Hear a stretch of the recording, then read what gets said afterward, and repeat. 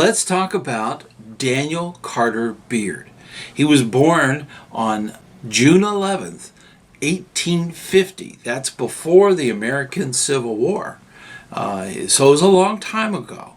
And he grew up in an area. He was born in the northeast Pennsylvania, Ohio area, and moved around a little bit, ended up in kind of New England, New York, as a child. But he always was fascinated by the West and going those wagons, what do they call them? Constant, I can't even pronounce it. That wagon. It was going right through his town as a kid. He got to see a lot of that. So that was still going on in his youth. And Daniel Carter Beard became very enamored, like a lot of youth in that time, with the West. And that was a big deal. It was a turmoilish time in America. The 1850s and 60s, leading up to the American Civil War. He wasn't old enough to serve in the war, but his brothers did, and that was it changed a lot of his attitudes and mindset about his youth. So it kind of simmered him down a little bit from being a little wild, like a lot of youth are, and it made him more serious. And he got into drawing and draftsmanship and got a degree in that, and wanted to be a surveyor, like the old surveyors of the West. That's what he thought he could do. It was a drag. He didn't like the job, so he went back and sort of worked on his art talents that he had, and he did a lot of really good stuff there. Now, at the right at the turn of the 20th century, he was really concentrating on drawing and illustrating, and that was a huge thing. He even illustrated for Mark Twain, and he did a lot of different things, and he also was very active in outdoors activities, and he thought that would be a great thing for the American youth.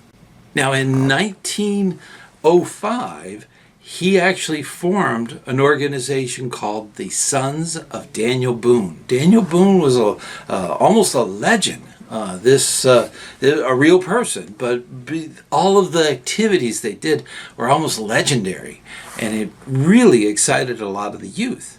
And that was the early formation of that organization. Now, Daniel Beard was associated with Seton, and his organization, which we talked about in a video about Seton's life. It's amazing. So check that out.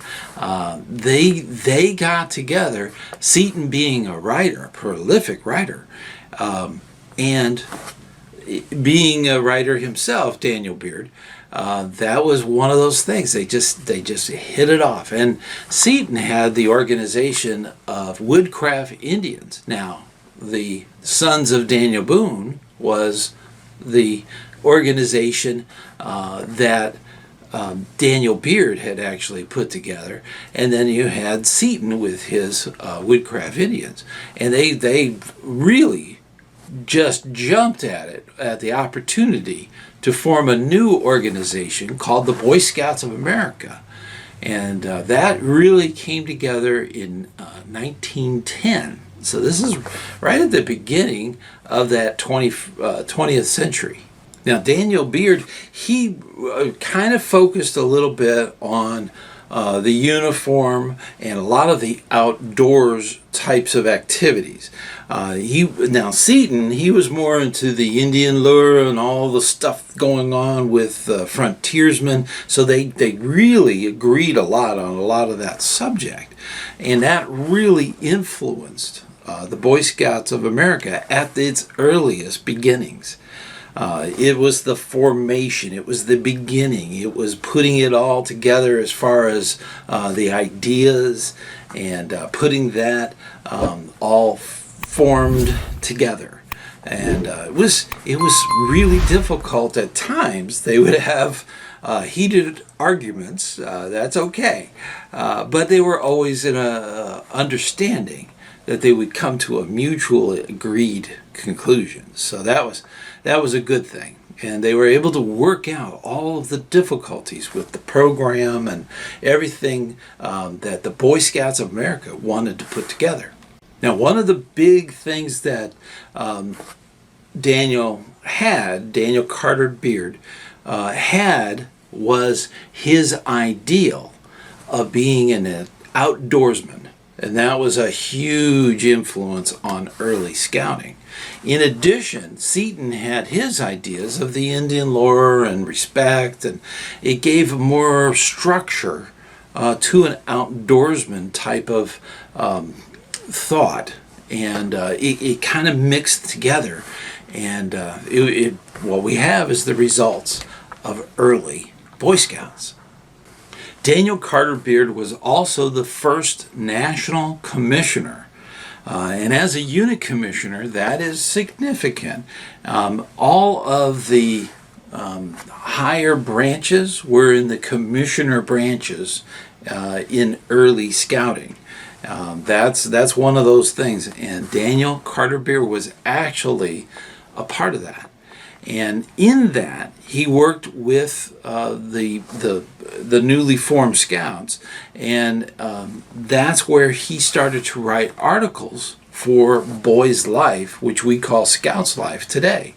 That is those articles are very of that time, and talked about a lot of the Western expansion and all of those wagons that went out west and the wagon train, and in the day that was a big thing and very alluring to youth. They wanted to do those things. They wanted to learn how to lasso. They wanted to learn those things, and he talked about it in the magazine. And he had a monthly article that would be in the magazine, usually in the front. So if you see an old Boy's Life, that's neat. Prior to the, say, 1935, you can see those articles. They're usually in the first few pages, and those articles are wonderful. So definitely, if you have the chance, check those out. Now, the legacy of Daniel Carter Beard lives on in an award through the Masonic Lodge. They actually have a Masonic Scouter Award that recognizes Scouters' achievements in organizing youth groups through scouting. This is also represented with a knot that actually you could wear on the Scouter's uniform. Now, one of the fascinating things I found out about Daniel Carter Beard, he actually was on the review board for the very first Eagle Scout. Seton and West were on the board, and I've said this in the past. I've actually said that Baden-Powell was in the room, and he was. I recently came across some documentation from Baden-Powell's own diary noting about this meeting. So he was there. There's even photographs that West took of the other three. So it was he was at the very first Eagle Board Review. In fact, they called it an examination. They were testing. They did a lot of testing. They really went through that process. And Arthur, the very first Eagle Scout, he did very well. And it was amazing to read that and to get that confirmation that not only those three that were there, but also the founder, the inventor of scouting, Baden-Powell. Daniel Carter Beard became Uncle Dan to a lot of scouts. That was something. Uncle Daniel, to some, Uncle Dan was one of the things he signed off on. Unfortunately, he's also confused with Green Bar Bill. He's not. It's a different person. So that will be an episode on the channel. So definitely talking about that. But that's one of the things. Daniel Carter Beard is amazing, and he was very instrumental at the very beginning of scouting. And it's important that we recognize him for what he gave to our movement at the very beginning. If you're not familiar with scouting's history, there is a video, and definitely check that one out, talking about Scouting 101, the history. How did it all get going? That's a good one, and definitely check that one out. But Daniel Carter Beard is a wonderful example of giving back for the benefit of the youth. And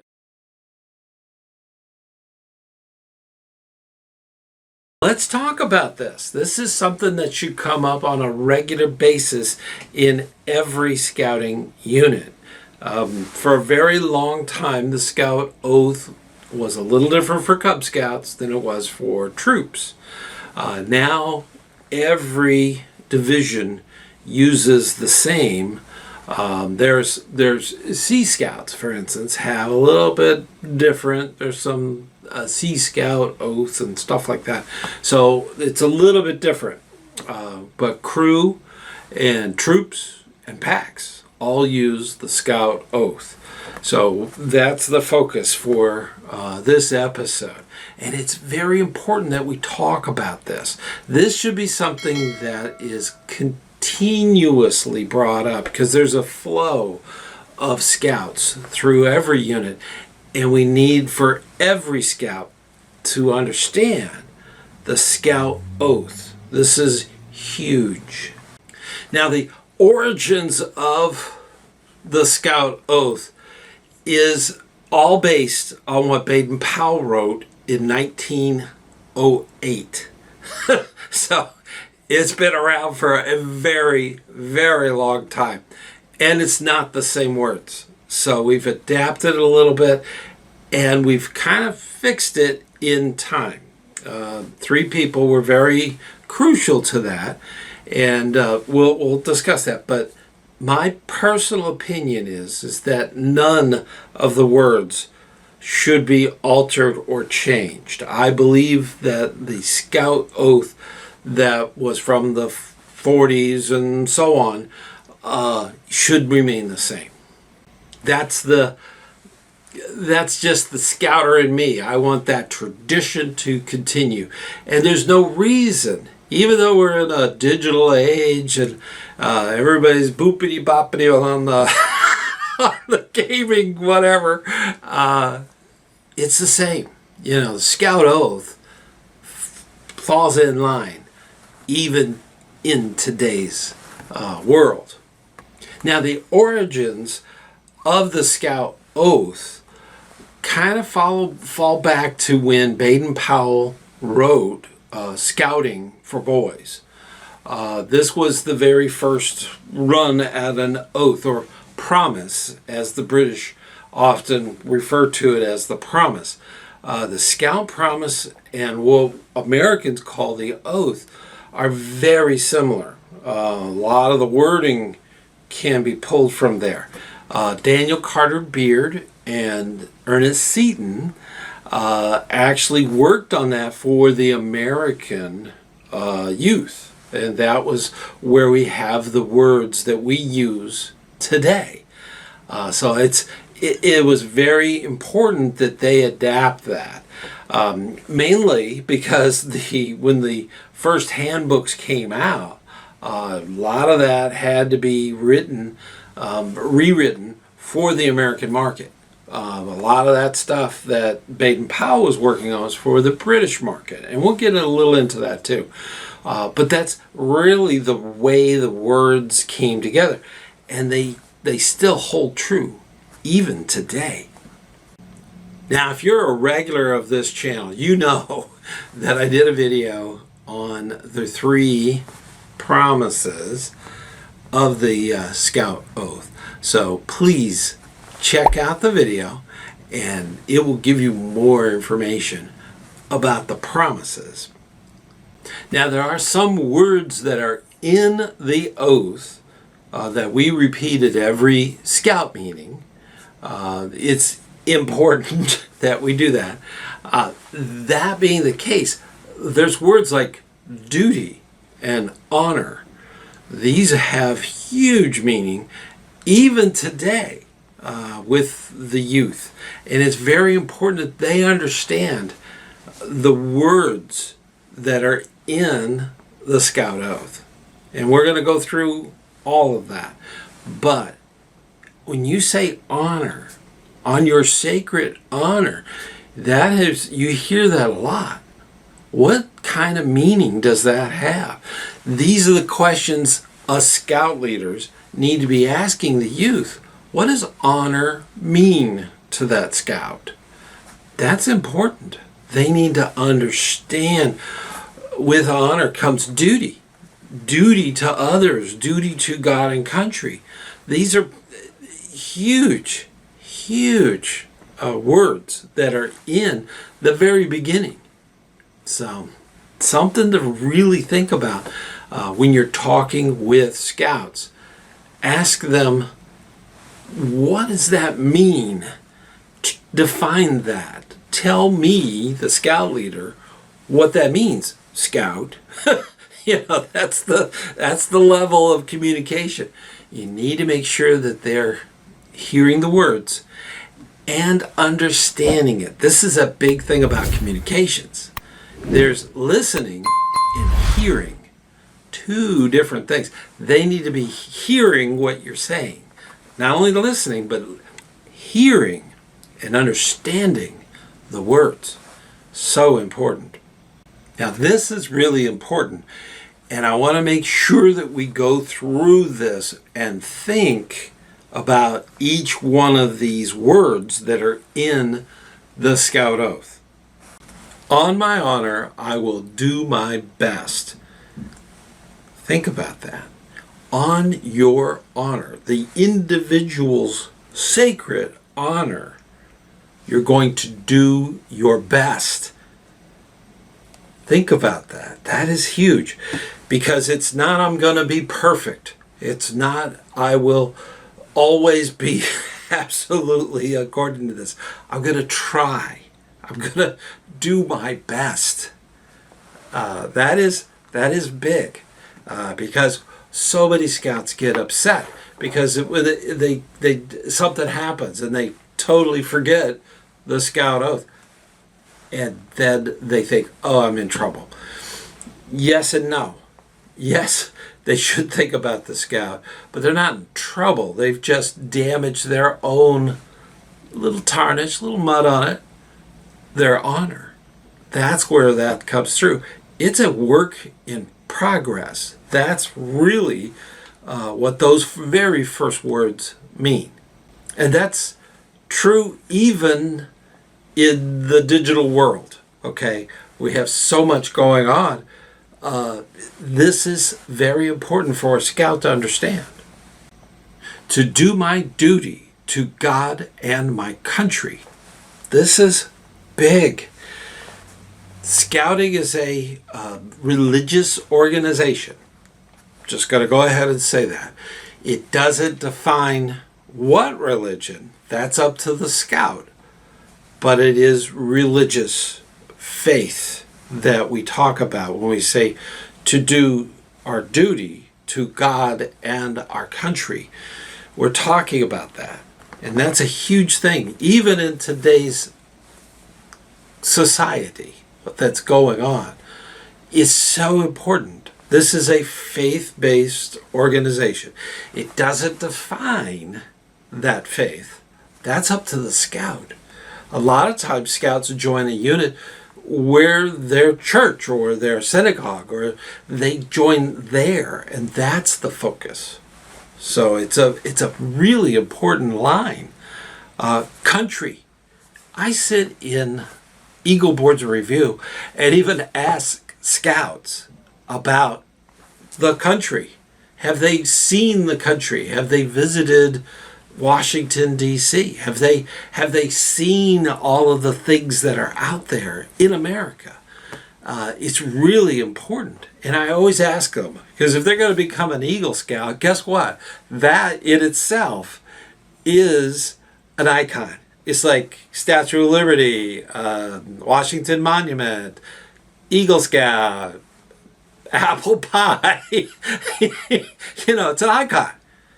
They should represent their country, this country, America.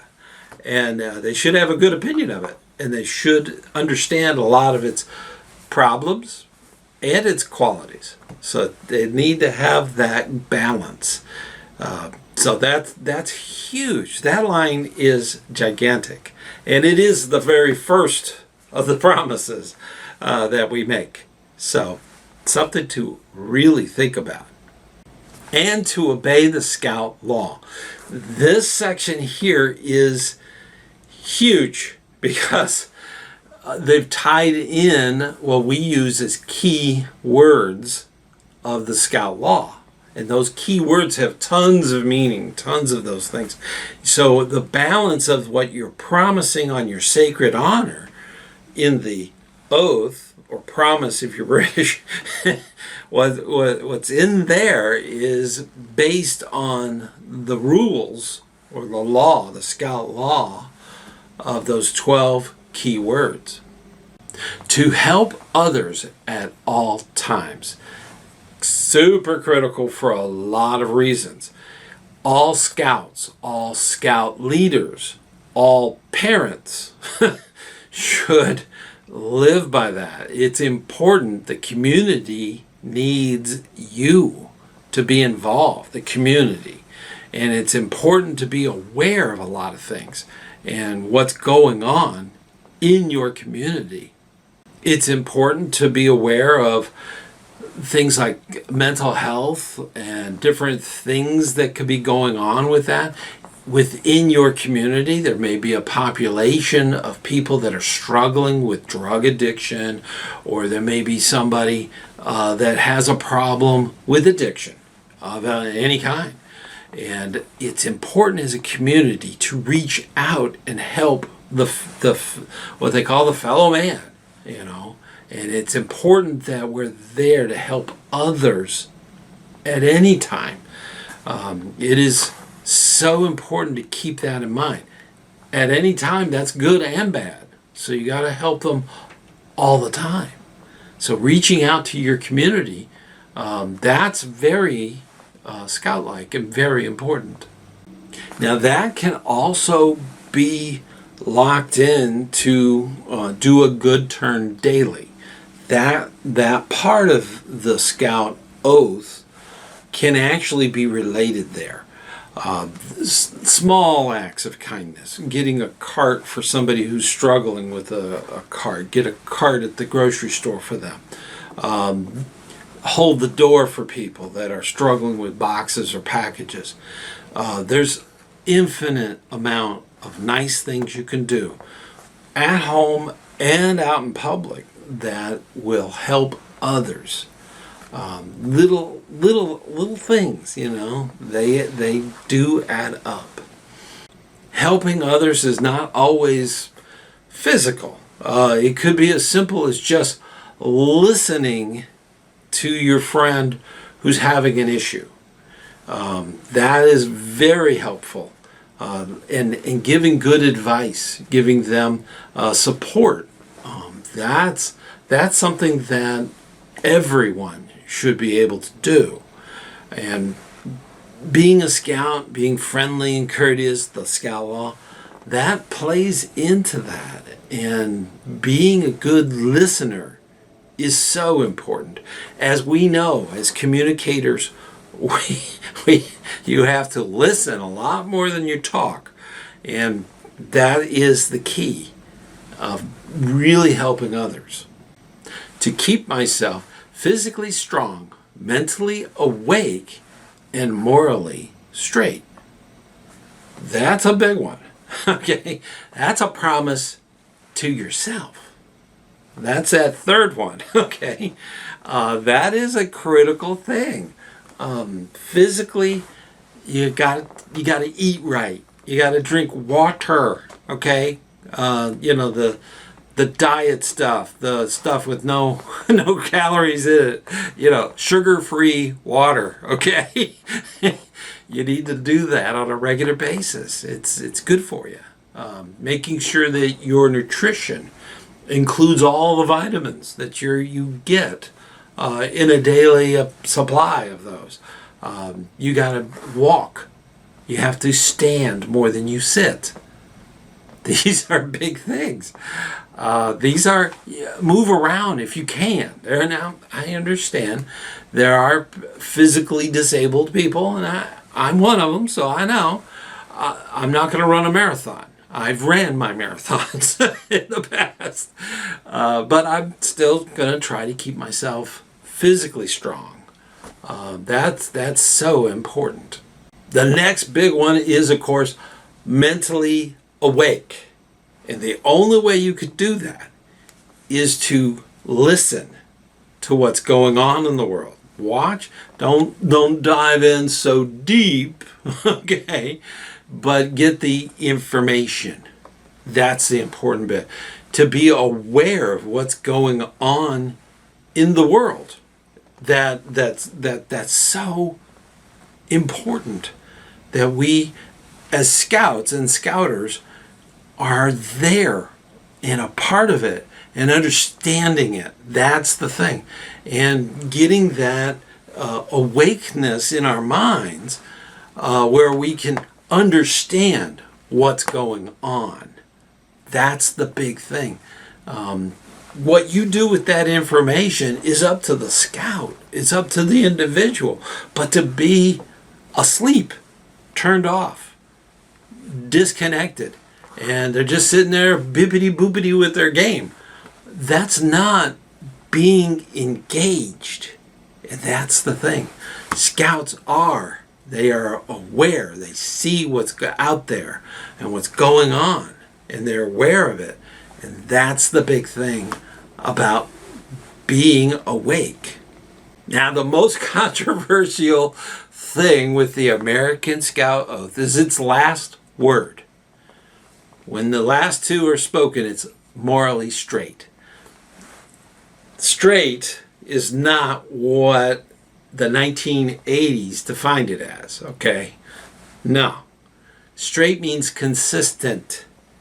Morally consistent. And the person who wrote that was Baden-Powell. Okay? He was from a very long time ago. And straight meant straight shooter, straight, he's need to know him because he can tell you the straight and truth, and straight and narrow. That's the thing. Morally straight, that's what that means. So keep that in mind. Morally straight, morals come from our Scouter's toolbox known as the Scout Law. Those are those 12 points that are in there, will keep you on that path. Hey, before we go any further, I want to make sure that you're invited to the Campfire Chat. Now, this is our live meeting we have each month on the first Sunday, starting at 9 p.m. Eastern Time. This is a fantastic way to get involved with live chat, and we have special guests. We have all kinds of neat things that go on. So definitely check that out. I also want to thank all of the Patreon members of this channel. In addition to that, I also want to thank all of the channel members right here on this channel. They have a fantastic group of people on this channel. They get a lot of perks. They get a lot of little icons and all kinds of neat stuff. But definitely check that out. If you're interested in becoming a member, definitely hit the little join button. It'll tell you more information. That's a great way to make this channel even better. Make it a part of what you do. And I'm so proud of you. We're just gonna jump right back in.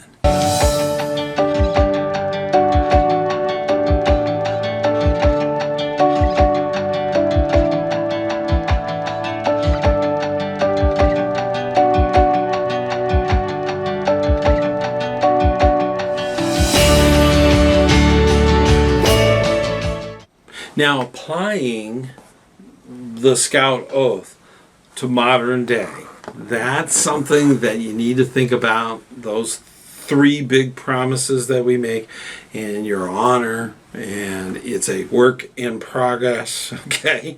You have to keep all of that in mind. Today, there are people that are not mentally awake. They're focused in on the game, okay, or the boopity boppity thing. Or worse, they have their cell phone. I've seen videos of people so caught up in their cell phone that they're totally unaware of what's going on around them. They've walked into the mall fountains, into traffic. It's stunning. It's important in modern time to be mentally awake, aware of what's going on. Put the game aside. It'll be there. I guarantee you, it will be there. Put it aside when you're doing things like driving, okay, or walking in traffic. I mean, it is so important. Put that away. It will be there later, but it can distract you, and in so distracting you, could get you hurt or worse. So it's important that in modern time you look at it, the big picture, the whole thing. And with the Scout Oath, the very first one, God and Country, that is so important today. We have to get back to that focus. Faith is very important. It's critical. It's absolutely, it's a major part of who you are. That's a big thing. Country, we have to, it's one thing. You have to be aware of what's going on, but you need to vote.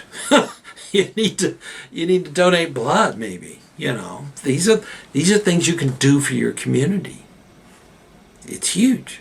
So you have to look at it from the big picture. It's so critical to think of it in those terms.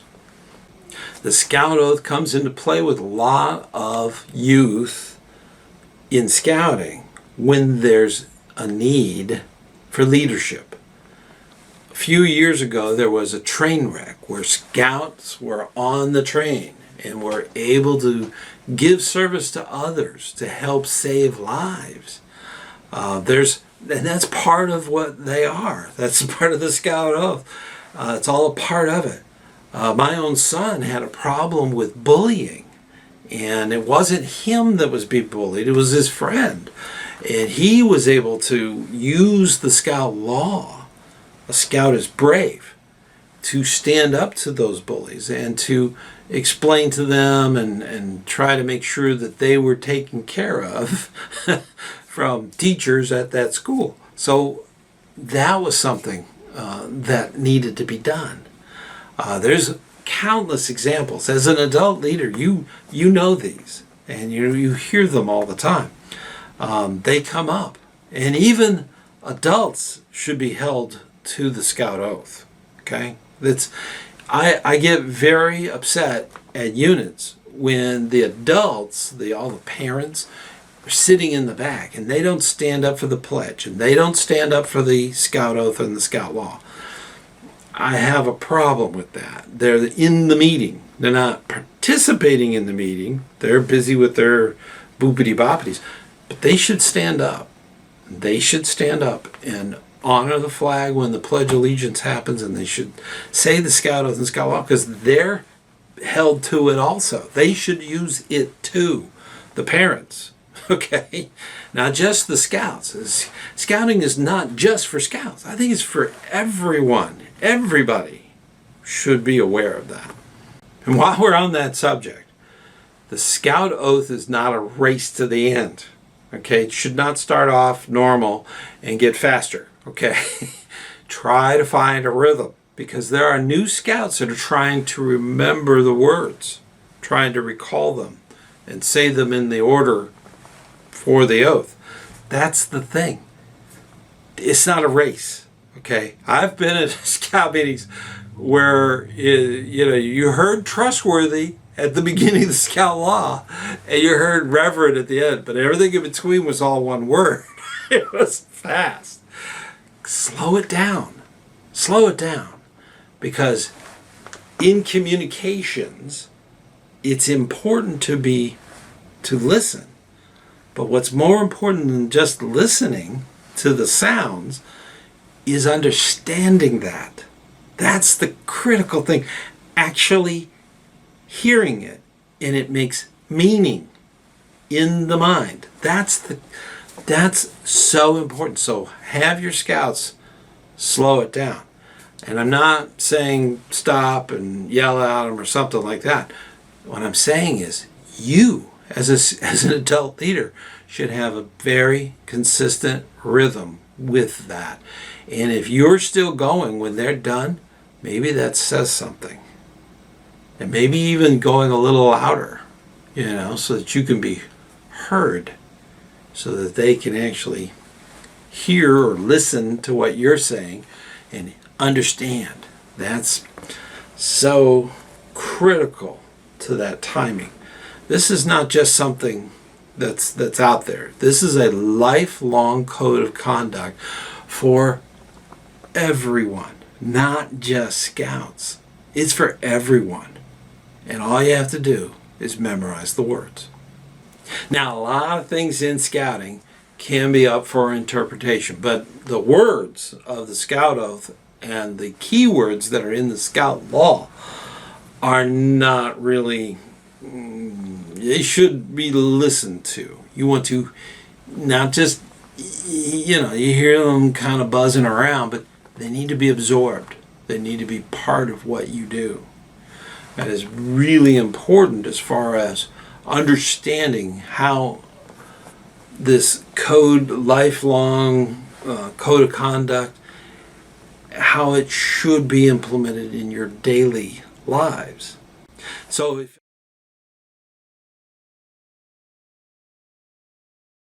let's talk a little bit about the beginnings of scouting. Completely, the very, very beginning.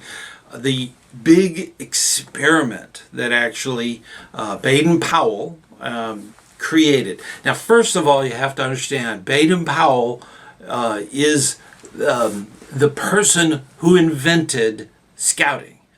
He had a book, and we have a video on that very book that talks about the siege of Mafeking and all the things that went on that developed the ideal that youth can actually become leaders. This is something that was not even thought of.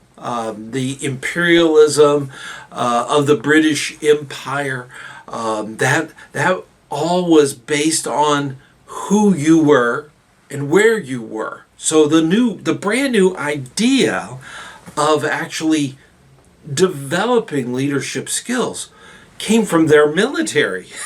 So it was something that kind of came along, and Baden-Powell saw this and recognized that youth can actually partake and become leaders no matter what the situation is. And that's the beautiful thing about the ideal of scouting. Now, why did they do this experiment on Brown Sea Island? There's several reasons. Baden-Powell's book kind of developed in Britain, and a lot of scout groups were getting together. They became troops, and this was new to him. When he came back to England after his service, he couldn't believe that these boys were using a military manual for actual scouting.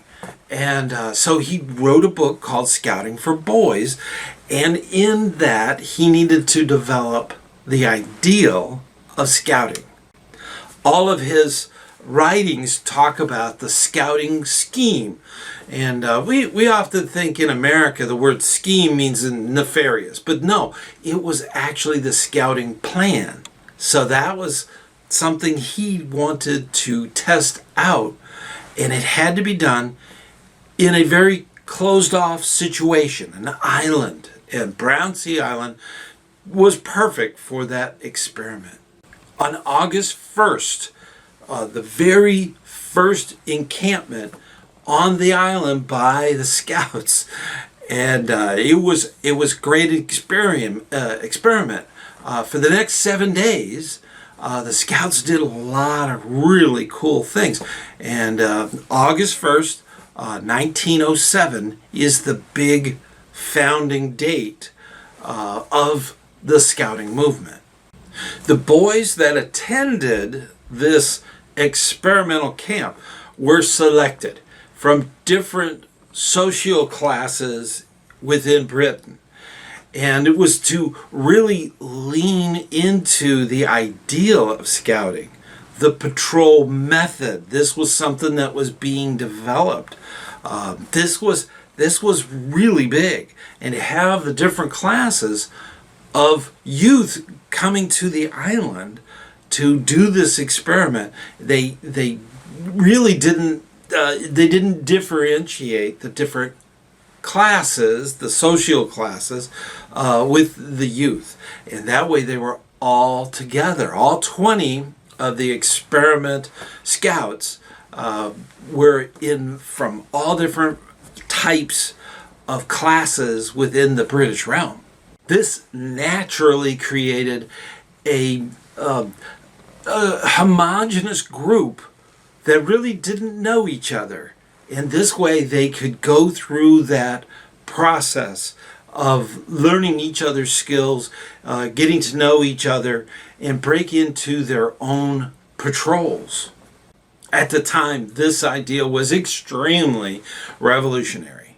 Now, what they did on the island, of course, they had to set up their camps, divide into different patrols, different activities and schedules were developed. This was something that Baden-Powell had worked out ahead of time and really had them participate directly in dividing the groups and how everything would be decided. And it was important that Baden-Powell selected the people that went into the patrol so that there wouldn't be any divisions between the different types of youth that were there. This was the time. That was the time that it was going on, and it was important that all of that was divvied up in a very fair way. Now, the key activity was, of course, camping. This would be equivalent to a weeks-long summer camp that we would think of today. And it's important to keep in mind that these youth had never done any of this. This was new to them. It's like having a bunch of Cub Scouts that had just crossed over to a troop go on a week-long summer camp. So there were challenges, and a lot of them had to overcome that, and working as a team, a patrol, this was new, a patrol method was developed. Now, they did a lot of other things. They did orienteering, they did games, they tied knots, they learned how to build a fire. These are the skills that we teach even today, that these brand new youth were learning. These boys were learning it for the first time. Most of them had never lit a fire, ever, okay? And this was their first time. And so it had a lot of group or teamwork or team building kind of things that they would do.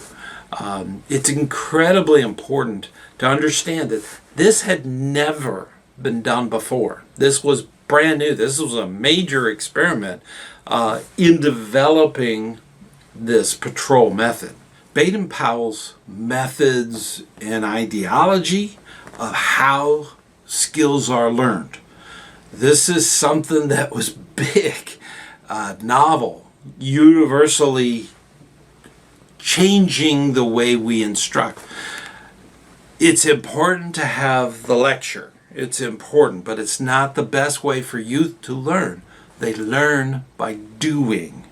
So you literally have, if you're going to teach fire building, you don't just go about how to lay the logs and the oxygen needs to get in there, and you tell them all these things without having the actual materials and having them actually do it. That was the whole point. And how that you have to have different things that progress as far as the fire is concerned. Is starting off really tiny all the way up to the huge Yule logs. So if you build a fire correctly, you don't have to worry about, once you start it, it's going to continue. Yeah, that's the whole thing. You have to have the scout do it. That's the only way they can really fix that in their mind. You can lecture a person about the how to build that fire, but until they've actually held the lighter in their hand and collected the right types of fuels to make that fire work, you could talk all day. And that was something that Baden-Powell inherently knew that was a big thing that he needed to really experiment with and see if youth can actually teach or convey that on. Now, Baden-Powell was a military person. He spent most of his life in the military. He loved nature, he loved drawing, he loved doing things, but he was primarily a military officer. Therefore, there was a little bit of discipline as far as the schedule, trying to keep on the schedule, trying to progress through the days, and that was something that he was very concerned with at the beginning, trying to get that in for the youth. But he wanted to make it fun, so he gave them things to do, different projects. It wasn't just the drudgery of one thing after another. So he kept the schedule open, but tight as far as timing. And he wanted to make sure that everything got done that he could write notes about, so that he could really learn from the entire experience. There was also an effort to make notes as far as the Scout Law and Scout Oath as being a core value. This was an experiment, and he wanted to put them out there to see how the youth responded. And that was a very important part of a moral guide. That was one of those things with the Scout Law. Of course, we always think of it as a part of the scouting toolbox, whereas the Scout Oath is connected to the Scout Law.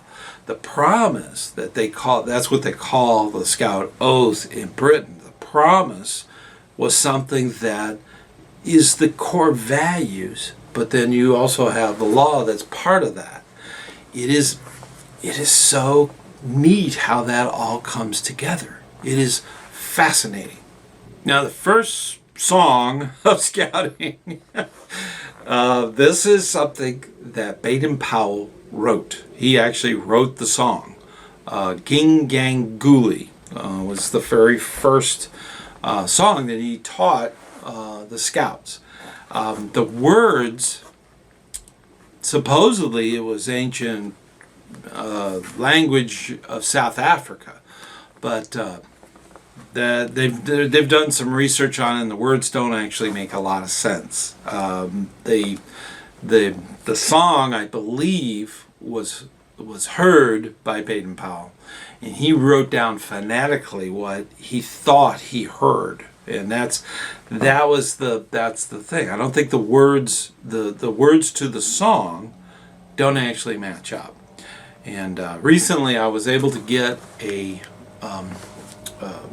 the research, there was a link to a YouTube video about that song, and it had been redone and very jingle-like, and that's something that you actually can hear a little bit of that. Kind of a reggae sound they gave it, but that's the band. I don't think that was Baden-Powell. But that is credited as being the very first song in Scout. Keep this in mind. I am not going to sing. I am not Michael Rowe. I can't carry a tune. So, but I can sing along with everybody else. And that's really the thing about this particular song. There is some debate as that being the first sound of scouting. But actually the very first thing, of course, August 1st, on that morning, the very first sound, of course, was the kudu horn. And the kudu horn was something that Baden-Powell brought along with him. And he blew this in the morning like a trumpet, like reveille. And so that, on August 1st, first thing in the morning, that's the first sound of scouting. That's when it started. That was the at the beginning of the race, it's the first sound when everybody took off. And that was of course from the kudu horn. Now normally I have one hung up there, but this is my father's kudu horn. Now he did a lot of work with wood badge, and wood badge even today. They use the kudu horn. This is from the actual animal. You can tell by these bumps here, that was the front of the actual horn. And it's hollow, and when they blow in the actual side, there's a hole that's actually in the side of the kudu horn. But it's amazing sound that comes out of this. Now they do use kudu horns in, I believe, that the Jewish faith. They have a kudu that they actually blow from the tip. They don't have a hole in the side. So that's really the difference between a scouting kudu horn and, of course, the Jewish they actually form the bit almost like like a trumpet, and they can get different sounds and different elements out of it. Where when we use it in scouting, it's just a loud sound, as you hear. So in the background. So that's the amazing thing about these things. I really can't blow it on demand. I used to be a trombone player, but no, I can't. Unless it's got an actual mouthpiece, there's no way for me to actually blow these. But I was gifted this by my father, and I've used it at wood badge, and it's quite nice. It's quite nice.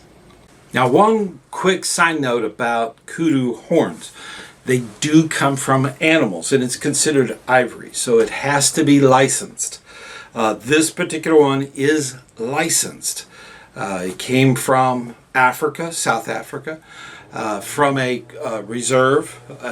When a kudu had passed away of natural causes, they were able to harvest the actual horns and make that available through a registered sale for whether it be scouting or religious reasons. So that's the thing about the kudu horn. It has to be registered. If it's not registered and has the letters of authenticity and origins, you could run into some problems. There could be some legal problems owning that kind of ivory per se, because it's an animal horn. So they want to make sure that animals are not raised just for the horns. I mean, it would just be terrible to have that happen. So they don't want that kind of thing going on. My father bought that back in the 70s and had to go through all of the process and all the licensing and the letters and all that stuff. Of course, when I got that, I got all of those letters, so it's been transferred to me. So if you're writing in the comments about how that's ivory and you shouldn't have it, I mean, that's not the case. It's totally licensed and totally okay. And keep this in mind. In wood badge, they have plastic ones that are available. They're just as good. They sound just as good. But it's a tradition. It's been around for a very, very long time. And it's very scouting. And it's because of Brown Sea Island. And it goes back to that first sounds in scouting. A lot of times, if you've probably been to a beating within your troop or crew or sea ship, where the scouter is getting their beads and the woggle and all that stuff, because they went through wood badge and they've completed their ticket, and now they go and they have their beading ceremony. You've probably heard the kudu being blown at that beading ceremony. It is amazing. Okay, so if you're not familiar with that, maybe dive in a little more on the internet. Figure it, what the information is out there.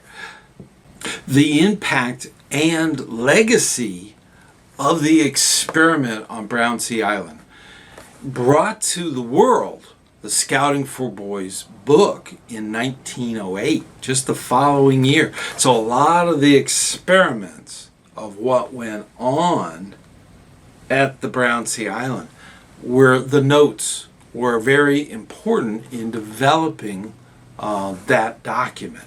That proceeded into other documents. That text kept being improved over time and kept getting better and better. But it really began the British Scouting movement, August 1st of 1907. They count that particular is the date that Scouting started in the world. It was the first place, was Brownsea Island. It's amazing to me that 20 youth really started the entire thing. And it was the experiment of Brownsea Island that really brought it all together. And it has grown from that as it is today. And Scouting really was a big deal at the beginning of the 1900s. So it was very important in the 20th century to really think about how important it is. It's even important today with Scouting throughout the world, in almost every country. It's really become more of a movement of youth throughout the world. And this is something that they came from that experiment. That's the wonderful thing about how that spark became a flame, became a fire that set off the entire thing to what it is today. Now you might be asking, how did he get started in America? There's the video. Okay, so check out that video and it will tell you more about the American Scouting movement. Brownsea Island today, and there was a ceremony in recognition on August 1st, 2007. There was part of a thing going on with the World Jamboree that was going on in Britain. That was big, and Brownsea Island is small, so you could have a World Jamboree there. It wouldn't fit. It would just be too impactful to the nature that's there. You can visit it today, but you'll have to take the ferry over to it, to the island, and the only monument that's there. But on that particular day, they did at sunrise. They did the Scout Promise as a group, and I believe it was in honor of the experiment and the honor of Scouting starting. That was the beginning of all Scouting, and having the World Jamboree and everything. It was awesome. Back then, I wasn't able to go. I wanted to go so bad. I wish someday, hopefully Doctor Who will show up and I'll be able to, go back in time and go there. But that's that. I think it'll be wonderful to be there. Probably at the was it 20? I believe that's 2057. When they're going to have the 150th anniversary of Scouting. And maybe I'll make that one. That seems to be a little more realistic. Now, even today, Scouters and Scouts make a pilgrimage to Brownsea Island. There's a monument, a statuary there that has significance in being close to where the campsite was. Now, I don't know if it was the campsite's field at the time. I know that the monument is actually surrounded with trees, so it may not have been the field at that time. It's very difficult to figure out exactly where the encampment was and where these things were. They're even in ash collecting. There is ashes from a fire. We don't know for absolute sure that it was a fire that was set during that time, but it was a fireplace, a fire pit that had been there before 1907 and was there way after. So that might have been one of the fires that they had in the evening. So those ashes are actually part of the lineage of ash that a lot of scouters have. And they add that to a fire, and of course they add back from that fire, and that adds that fire, that campfire, into the lineage of ash. And it's a, that's a video on its own, but that's something. In scouting, we have a lot of really nice traditions. The campfire ash is one. Of course, you have these traveling around. Whenever you go to a place, you want to find out if there's a scouting thing that you can visit and see and really experience. Whether it be just traveling around the United States, you could go to different campsites, and those are wonderful, wonderful things. Going to national campsites, national high adventure, doing those things. The spirit of camping that started on Brownsea Island is absolutely amazing to experience. And as a scout leader, we do have that in common. We've been there, that moment when the scout learns that they can rappel from a tower. We know that accomplishment of being able to do the cope course at a camp, or being able to earn the swimming merit badge, or even qualify for a swimmer. These accomplishments that youth do, there's a spirit there, and that's the scouting experiment that all began from that one spot on Brownsea Island. And it's an amazing thing, and we need to keep that alive, that spirit alive. And you are actually active in scouting. You have scouts that you mentor, that you coach, and you help them be better leaders. And that's the future. And that's what we do. And I'm so very proud of you. So please keep up that good work. And we do a lot for our scouts, right? So let's keep doing that. Let's keep succeeding in the spark that started at Brownsea Island all the way to today. Let's keep that going. We have to keep the fuel going to that fire. And that's the amazing thing about scouting. And you're a big part of that. So right about now, you're probably thinking, how did scouting started and what are the core elements? One of the big one is the Scout Law. And I have a video right over there. Check that one out. It talks about the Scout Law in America. Until next time, I'll see you on the trail.